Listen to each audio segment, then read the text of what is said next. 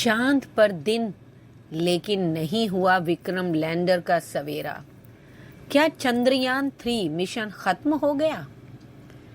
20 सितंबर 2023 को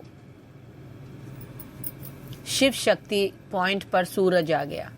22 को इसरो ने संदेश भेजा, लेकिन आज 25 हो चुकी है।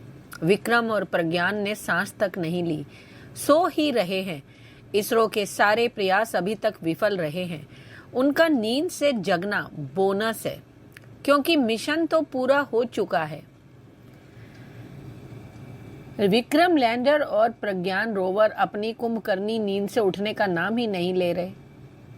22 सितंबर से लगातार इसरो की टीम विक्रम लैंडर को संदेश भेज रही है।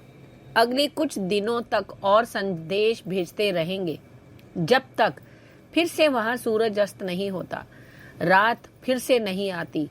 लेकिन ऐसा अब लग रहा है कि चंद्रयान 3 मिशन का सफलतापूर्वक अंत हो चुका है। भारत ने दुनिया को जो दिखाना था वो दिखा दिया। इसरो ने सफलतापूर्वक विक्रम की लैंडिंग कराई। प्रज्ञान रोवर को 105 मीटर तक चलाया। विक्रम लैंडर ने छलांग लगाकर भी दिखाया। ऑक्सीजन जैसी कई जरूरी गैस और खनिजों की मौजूदगी की पुष्टि हुई है। यह दुनिया का पहला मिशन था जिसने चांद के दक्षिणी ध्रुव पर अपने पैर जमाए थे। चांद पर सॉफ्ट लैंडिंग करने वाला भारत चौथा देश था। इससे पहले सॉफ्ट लैंडिंग की महारत सिर्फ अमेरिका, सोवियत संघ और चीन के पास थी। जब रात आने लगी तो इसरो वैज्ञानिकों ने विक्रम और प्रज्ञान को सुला दिया। सोने से पहले दोनों की बैटरी फुल चार्ज थी। प्रज्ञान के सोलर पैनल सूरज की तरफ थे, ताकि उगते ही सूरज की रोशनी सीधी उस पर पड़े। उम्मीद थी रोशनी मिलने पर वो फिर से एक्टिव होंगे। यह जानना जरूरी है कि विक्रम और प्रज्ञान दोनों को सिर्फ 14-15 दिनों के मिशन के लिए ही बनाया गया था। वो पूरा हो चुका है।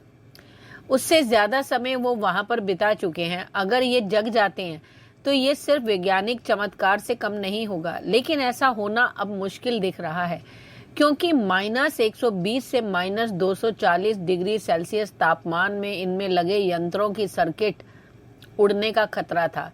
लगता है कि इनके इलेक्ट्रॉनिक्स पार्ट्स बीती रात की सर्दी बर्दाश्त नहीं कर पाए। सर्दी बर्दाश्त करने वाले हीटर या यंत्र लगाते तो प्रोजेक्ट की कीमत बढ़ जाती। विक्रम लैंडर को जब सुलाया गया था, तब उसकी एक सर्किट को जगते रहने का निर्देश दिया गया था, ताकि वो इसरो का 22 सितंबर को भेजा जाने वाला मैसेज रिसीव कर ले। इसरो लगातार संपर्क कर रहा है, लेकिन विक्रम रिएक्ट नहीं कर रहा है। ISRO chief doctor S Somnath ने कहा है कि हमें परेशान होने की जरूरत नहीं है। उन्होंने कहा कि विक्रम और प्रज्ञान में ऐसी तकनीक भेजी गई है, जैसे ही वो पूरी तरह से सूरज की रोशनी से ऊर्जा हासिल कर लेंगे, वो खुद ब खुद जाग जाएंगे, यानी ऑटोमेटिकली एक्टिव हो जाएंगे। हमें बस उन पर नजर रखनी है। अगली बार अंधेरा होने से पहले शिव शक्ति पॉइंट से अच्छी खबर मिल सकती है।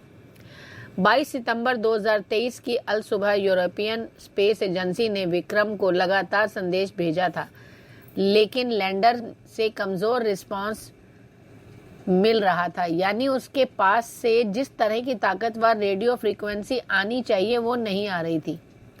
विक्रम 2268 मेगाहर्ट्ज का रेडियो उत्सर्जन कर रहा था। यह एक कमजोर बैंड है। चंद्रयान लगातार ऑन ऑफ सिग्नल भेज रहा था। चांद से आ रहे सिग्नल कभी स्थिर थे, कभी नहीं। विक्रम का ट्रांसपोंडर RX फ्रीक्वेंसी का है।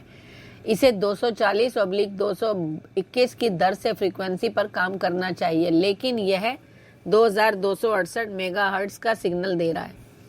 शिव शक्ति पॉइंट पर सूरज की रोशनी 13 डिग्री पर पड़ रही है।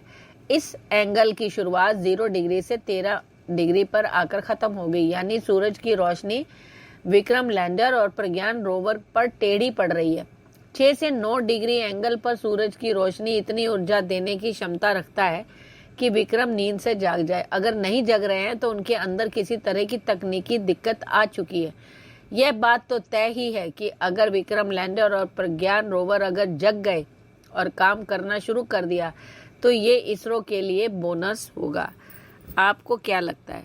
प्लीज़ कमेंट करें। धन्यवाद।